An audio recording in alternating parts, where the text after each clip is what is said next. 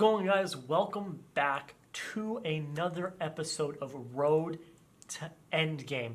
You guys have no idea how excited I am for this movie. Like, it's getting insane how excited I am for this movie. But today, we are on to the third movie in the MCU. Not my favorite, but we are talking about Iron Man 2 today. Yes, just going to get right before we get into it, let me know down in the comments below what you think of Iron Man, where you would put it in the MCU. Do you like it? Do you hate it? Let me know why you think whichever way. And I'd love to talk to you guys down in the comments below about Iron Man 2. Basically, we're just going to hop right into it. I'm going to give you guys a synopsis, give you guys my thoughts, and give you guys where it is ranked in my list of the MCU, and we'll just hop right into it. So for the synopsis, with the world now aware that he is, in fact, Iron Man, billionaire inventor Tony Stark faces pressure from all sides to share his technology with the military. He is reluctant to divulge the secrets of his armored suit, fearing the information will fall into the wrong hands. With Pepper Potts, Rhodey by his side, Tony must forge new alliances and confront a powerful new enemy. Basically, first off, to really get into it, confronts a powerful new enemy. I think that would have been true if you stayed with the first enemy. If you guys haven't seen the movie,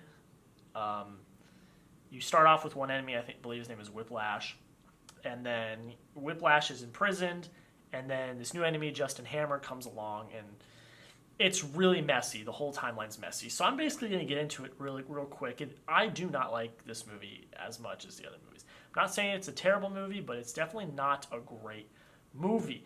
Now, before I get into it, I will say it has a 7 out of 10 on IMDb, 73% on Rotten Tomatoes, and 57% on Metacritic.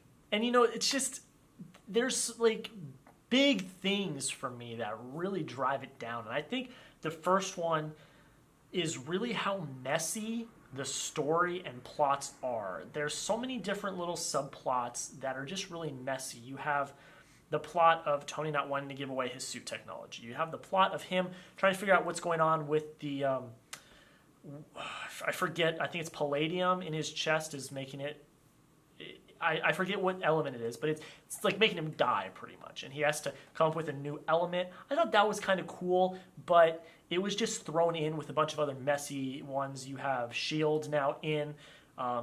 You're introduced to Black Widow. You have two villains, and the whole thing's kind of messy. He goes and drives a race car. The whole plot storyline is just really messy. And sometimes that's not technically a terrible thing. Well, okay, most times it is, but if you can pull it off and kind of clean it up at the end, sometimes it's good. But it just didn't really work for me.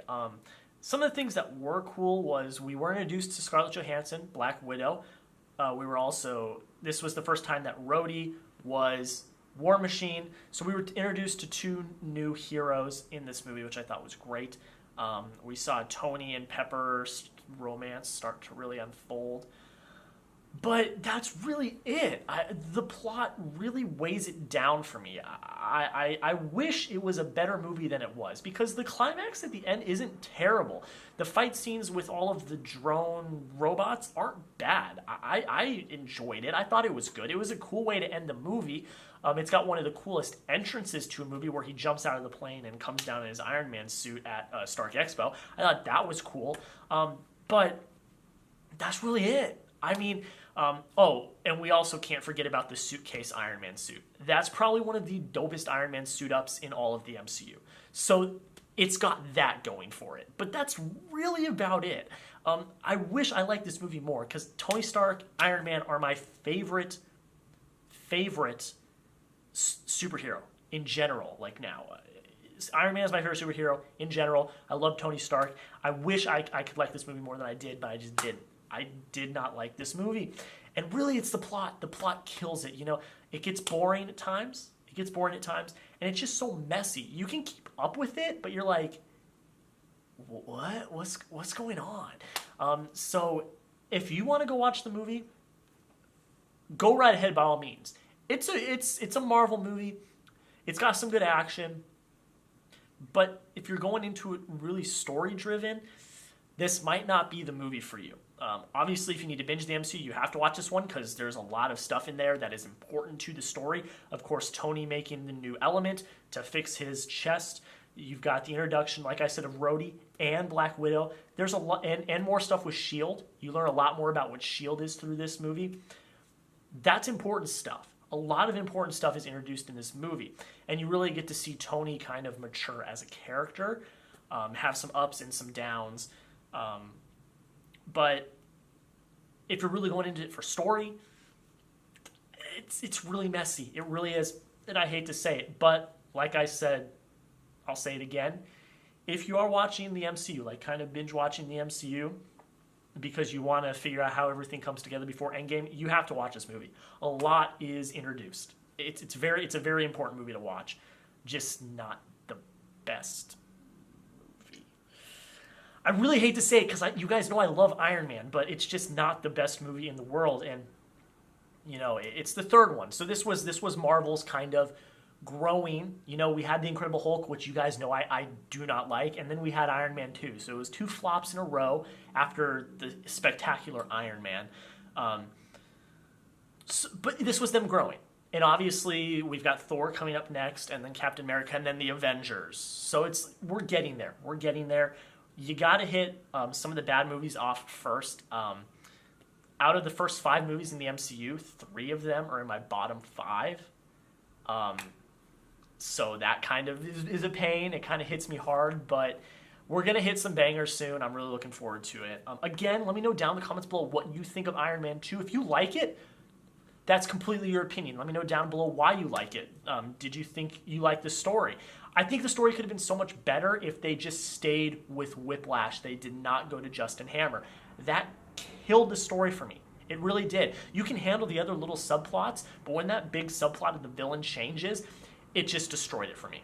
And it made the movie bad, in my opinion, because the plot was so messy and so just gave me a headache. But yeah, so where it's ranked in the MCU right now, it is my 18th out of 20th movie.